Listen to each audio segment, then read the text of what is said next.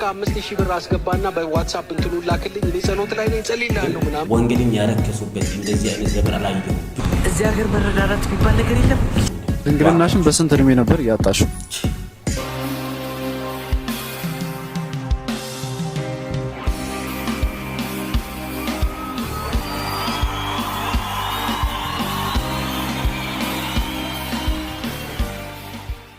ናቸው ወንዴ ዘውድ ቤተሰቦች ያላችሁበት ሰላምታዬ ይድረሳችሁ። ዛሬም የሚገርም ቪዲዮዎችን ሰብሰብ አድርጌ ይዤላችሁ መጥቻለሁ። እናንተ የሚጠበቀው ይህንን ቪዲዮ ሰብስክራይብ በማድረግ ሰብስክራይብ ያደረጋችሁ ሰዎች ላይክ አድርጋችሁ ጀምሩ። ሐሳባችሁ ኮሜንት ላይ አስቀምጡ። ቀጥታ አሁን ወደ ቪዲዮ ነው የሚሄደው። ይማጫችሁ። ያት ወጥቶ መናገር ምናምን የስድብ ማአት ምናምን ነው የሚወርድባችሁ። ግን ቤተክርስቲያን በቃ ካላለች መሪዎቿ ማስቆም ካልቻሉ የማይሆን ነገር ሲሆን አይደለም ይሄ ልክ አይደለም ማለት ካልቻሉ ማረም ካልቻሉ በዛ ላይ ደግሞ የሌላ ቸርች ሰዎች ናቸው እነዚህ አባል እንኳን ቢሆኑ የራሳቸው አባል ትገስጹታላችሁ ታቀኑታላችሁ። ከሌላ ቦታ ነው የመጣው መድረክ ላይ የሚፈልገውን ሐሰት ዘርቶ ይሄዳል። ማን ያገኘዋል? በቃ ዘርቶባቸው አእምሯቸው ውስጥ ከቶባቸው ይሄዳል። ስለዚህ ቤተክርስቲያን በጣም አደጋ ላይ ስለሆነች ይህንን ኃላፊነት የሁላችንም ኃላፊነት ነው። መሪዎች ብዙ ተሸርሽረዋል። ሰውየው አገልጋዩ በዚህ ሲሄድ ሚስትየው ቤት ጠርታ በነብይ የምትገለገል ምናምን ትኖራለች። እነዚህ ሐሰተኛ እየሾለኩ የሚገቡ ሞኞች ሴቶችን የሚማርኩ ይላል። እየተሽሎኮሎኩ ነው የሚሄዱት። አንዱ ስሰማ ነበረ ለጸልይልኝ እባክህ እንዲሆኝ ላውቆ ነው ያኛው የሚደውልልህ በቃ 5000 ብር አስገባና በዋትስአፕ እንትኑ ላክልኝ እኔ ጸሎት ላይ ነኝ ጸልይልሃለሁ ምናምን ይለዋል። ኧረ አሁን እስቲ መጀመሪያ ጸልይልኝና አስገባልኝ ይለዋል። አንተ ጊዜ የለኝም ብያለሁ እኮ ከፈለክ በስልክ 5000 አስገባ፣ ገስታውስ ከፈለክ 15000 አስገባና እንትኑ ላክልኝ ጸልይልሃለሁ ይለዋል። እንግዲህ እንደዚህ አይነት ሌቦችና አጭበርባሪዎች ጸሎት የሚነግዱ ሰዎች ቸርችን ሲፈነጩበት ዝም ብለን ነው የምናየው። የ1000 ብር ጸሎት የምትፈልጉ የ10000 ብር የምትፈልጉ ምናምን የምትፈልጉ ብለው ከፋፍለው ይሄ ምድረ ነጋዴ ምድረ ምናምን ተሰልፎ የ10000 ብር ጸሎት እያለ የሚያጸልይበት ምን አይነት መንጋን ያለው ምን አይነት ህዝብ ነው ያለው? መጽሐፍ ቅዱስን ያውቃል ወይ? ለመመርመርም እኮ የሚያስችል ብቃት የሌለው ህዝብ እኮ ነው ቸርቹን እየሞላ ያለው። እንደዚህ አይነት ነገር ሲነገር መድረክ ላይ አብሮ ጠጥቶ የሚወጣ ህዝብ ምን አይነት ህዝብ ነው? ይሄ በቃለ ሕይወት እንዲቀጥል ካረግን በጣም ያሳፍራል። ቃለ ሕይወት እንዲህ አልነበረችም፣ እንዲህ መሆን የለባትም። ቢያንስ ቤታችንን ካጸዳን ቃለ ሕይወት አቋም ከያዘች አሁን አይታችኋል፣ መካነ ኢየሱስ አቋም ይዛለች። ሆፕፉሊ ሌሎቹም እያያዙ ይመጣሉ። እነዚህን ከመንገድ ካላስወጣን በስተቀር ነገ ቤተክርስቲያን እዚህ ምድር ላይ መሳቂያና መሳለቂያ ሆና ትሄዳለች። አንዷ እህት በቀደም አግኝታኝ ኢንተርቪውን ሰማሁ። እግዚአብሔር ይባርካቸዋለች። እኛ እኮ መመስከር እስኪያቅተን ድረስ ነው ጌታ ኢየሱስ ያድናል ብሎ እንኳን ለመናገር እናንተ ተብሎ ሪፈራንስ የሚሰጡት እነዚህ አጭበርባሪዎቹ በቃ በየሚዲያው የሚያደርጉት ነገር ነው። እንዴት ከነሱ ጋር አይደንቲፋይድ እኮ መሆናችን ራሱ ወንጌልን እንኳን ለመናገር እስክናፍር ድረስ ደርሰናል። ስለዚህ ምን ይደረግ ዘመኑ ነው ብሎ የሚተው ነገር አይደለም።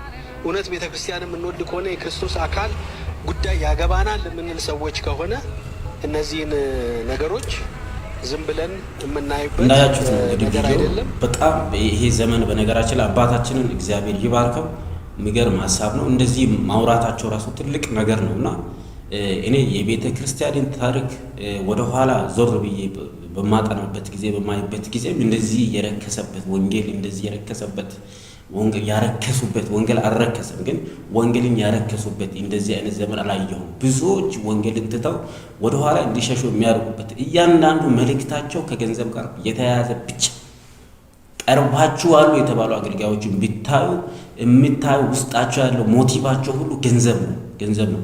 ምንድን ነው? ጌታ ሲመጣ ምን ልትሉ ነው ወገኖች? እዚህ ምድር ላይ የምንሰበስበውን ሀብት ገንዘብ ምንም ነገር ይዘን የምንሄደው ነገር የለም። ስለዚህ እባካችሁ ይሄ መልእክት ከደረሳችሁ አገልጋዮች፣ ይሄ መልእክት ከደረሳችሁ እውነተኛው ወንጌል ስበኩ። ኢየሱስን ሰብካችሁ ለፉ። በዘመናችሁ የማታፍሩበት ነው። በቃ በየትኛውም ዘመን የማታፍሩት ወንጌልን ከሰበካችሁ ብቻ ነውና እባካችሁ ቤተ ክርስቲያን መንቃት አለባት። እኔ በዚህ አሁን ቃለ ሕይወት ቤተ ክርስቲያን ነቢያትን ሳትቀበል ቀርታ ሳይሆን አሁን በዘመኑ የሚሆነው ነገር ወንጌልን ምን ያህል እያሰናከለ እንዳለ ምን ያህል መሰናከል የሆኑ እንዳሉ ተረድታ ነው ቤተ ክርስቲያኒቷ ቃለ ሕይወት መካነ ኢየሱስ እንደዚህ ያደረጉት።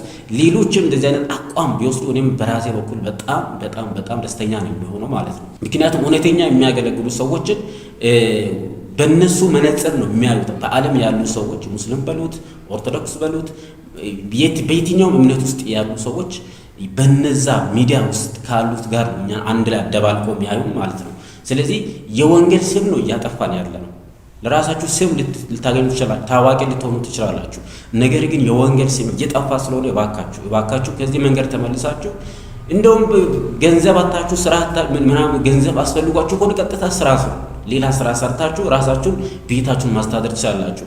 እግዚአብሔርን ማታሳዝኑ ለሚድኑ ሰዎችም ደግሞ መሰናከያ አትሁኑ። ባካችሁ ብትመለሱ ይሻላል። አባታችን እግዚአብሔር ይባርካቸው። በዚህ ሐሳብ ላይ እናንተ ሐሳብ አስተያየት ደግሞ ምንድነው? እናንተም ደግሞ ሐሳባችሁን ተመልካቾች አስቀምጡልኝ ኮሜንት ሴክሽን ላይ። አሁን ደግሞ የሚቀጥለውን ቪዲዮ እናያለን። እማዬ እግሬን ያመመኝ ነው፣ መቀመጥ ፈልጋለሁ።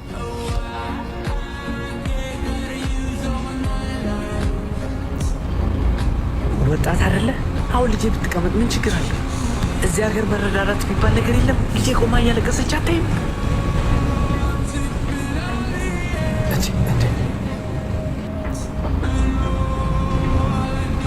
ቁጭ በይ፣ አትፍሪ። አንቺ ሕፃን ልጅ ነሽ። ሂጂ።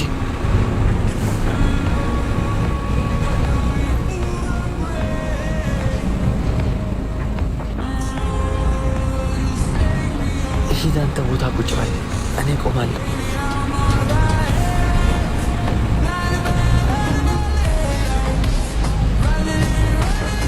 ካያ ይመች። በነገራችን ላይ ካያ የሚሰራቸው ቪዲዮዎች በጣም ነው ካያ ቪዲዮዎችን የሚከታተለውና በጣም ትምህርታዊ ጥልቅ የሆኑ ትምህርት የያዙ ናቸው። ያንተ ቪዲዮዎች በጣም በርታ፣ ቀጥል እና ይሄ ቪዲዮ በጣም ትልቅ አስተማሪ ቪዲዮ ነው። ይሄ አንዳንድ ሰዎች የራሳቸውን ጥቅም ብቻ የሚያዩ በጣም ስግብግብ የሆኑ ሰዎች አሉ። ይሄ ደግሞ በጣም ሰብአዊነት አይደለም። ይባካችሁ ሌላውንም እንደ ራስ ማለት ሰው ሁሉ አንድ ነው። ስለዚህ በአንድ አይ ሁሉንም ሰው ብንመለከት አስተሳሰባችን ሰብአዊ ቢሆን ለሰው ብናዘን የራሳችንን ጥቅም ከምናስቀድም ሌላውንም ብናስቀድም የሚል ሐሳብ እኔ በዚህ ላይ እሰጣለሁ። የእናንተ ሐሳብ ደግሞ በዚህ ላይ ምንድነው ሐሳባችሁን ኮሜንት ላይ አስቀምጡልኝ። አሁንም ሌላ ቪዲዮ አለን፣ እንሂድ። መዝሙር 107 ቁጥር 20 ላይ ይመስለኛል የቃሉን ድምፅ ሰምታችሁ የምትፈጽሙ እናንተ መላእክቶች ነው። መልአክ በዙሪያችን ነው አይደል? መላእክቶች በዙሪያችሁ አሉ። ከአንተ አፍ ቃል ይጠብቃል። የሚፈጽሙት ያንን ቃል ልክ አሁን እኔ እንዲህ ስል ወንጅሉ ቹዋል ፈውስ ከሆነ ሄደ ጉበትን ይቀይረዋል። ጨጓራ ከሆነ ሄዶ ቀይር ያደርገዋል። ቢሂል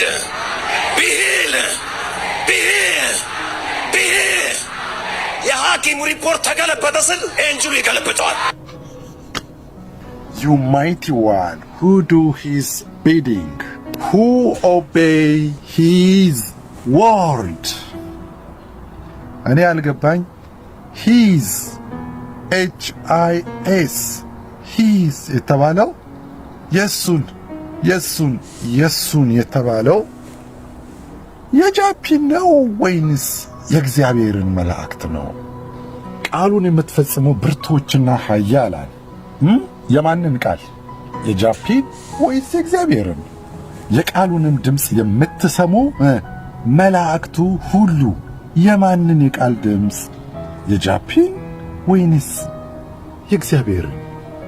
ቆይ እነዚህ ሰዎች በትክክል እኛ እግዚአብሔር ነን እያሉ ነው ወይንስ የሚያነቡት ጥቅስ አይገባቸውም?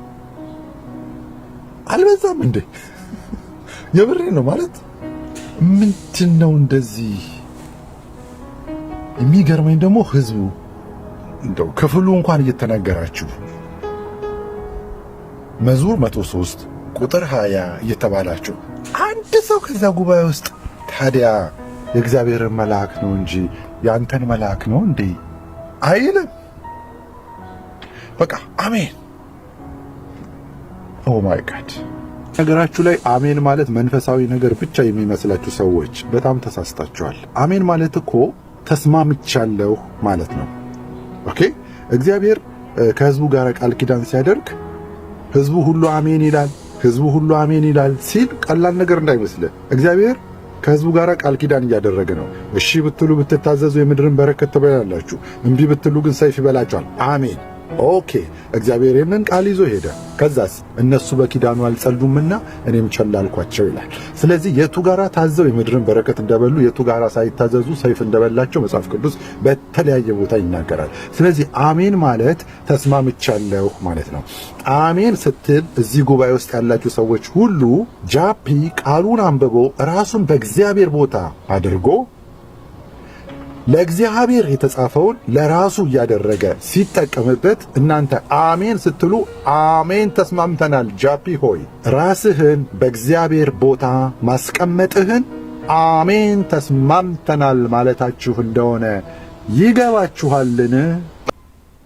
በጣም ያሳዝናል። ይሄ በጣም ያሳዝናል። በነገራችን ላይ ለዚህ ነው ባለፈው ቪዲዮም ላይ ሰርቻለሁ፣ ማየት ትችላላችሁ። ወደ ኋላ ሄዳችሁ ብዙ ነቢያት ይሁኑ እንደውም ነቢያት ይሁኑ ጉባኤው ማንበብ አለበት። ይሄ አሁን ለእግዚአብሔር የተጻፈበት ቦታ ነው እና መላእክት በዛ ቦታ ላይ የእግዚአብሔርን ድምጽ የሚሰሙ እንጂ የሰዎችን ድምጽ የጃፒን ድምጽ የሚሰሙ አይደለም። ያ ማለት ከክፍሉ አንፃር የኔን ድምጽ እሱ ያለ ካወራ በእግዚአብሔር ቦታ ራሱን አስቀምጦ ያወራ ነው ይሄ ሰውና እባካችሁ እንጠንቀቅላለሁ። እዛ ጋር አንድ አገልጋይ መድረክ ላይ ቆመ ማለት ሁሉን ያውቃል ማለት አይደለም። መጽሐፍ ቅዱስን አውጥታችሁ እውነት ይሄ ስለ እኔ ነው እንደሚያወራው እኔ ነኝ እንደዛ ማለት አይደል ወይስ እግዚአብሔር ነው ብለን እያንዳንዱን ነገር አጣርተን ብንቀበል ይሻለናል ማለት ነውና እባካችሁ ነቢያትም አገልጋዮችም ቦታውን በደንብ አድርጋችሁ አጥንታችሁ ለማን ነው የተጻፈው፣ እንዴት ነው የተጻፈው፣ ምንድነው ሐሳቡ። መጽሐፍ ቅዱስ ውስጥ እኮ ግጥም አለ፣ ትንቢት አለ፣ ታሪክ አለ። እነዚህን ሁሉ ለይታችሁ ምንድነው ሊያወራ የፈለገው፣ ለማን ነው የተጻፈው ይሄ መልእክት፣ በምን ሁኔታ ውስጥ ላሉ ሰዎች ነው ይሄ መልእክት የተጻፈው ብለን ያንን እያንዳንዱን ማወቅ አለብን ማለት ነው። ሳናውቀው ዝም ብለን እንዲህ ማወጭ ህዝቡ ዝም ብሎ አሜን ይላልና አሜን የምንለውን ተስማምቻለሁ ስለን አሜን የምንለውን ነገር ብናውቅ ባይን ነው። ድንግልናሽን በስንት እድሜ ነበር ያጣሽው? 18። እንዴት ነበረ? በጣም ማፈቅረው ልጅ ነበርና እሱ ቢራ ይጠጣል ምናምን፣ እኔ ምርንዳ እየጠጣሁኝ ነበር። ከዛ ምርንዳ ውስጥ ቢራ ጨምሮ ምናምን አሰከሩኝ። ከጀለሶቹ ጋር ነበረ።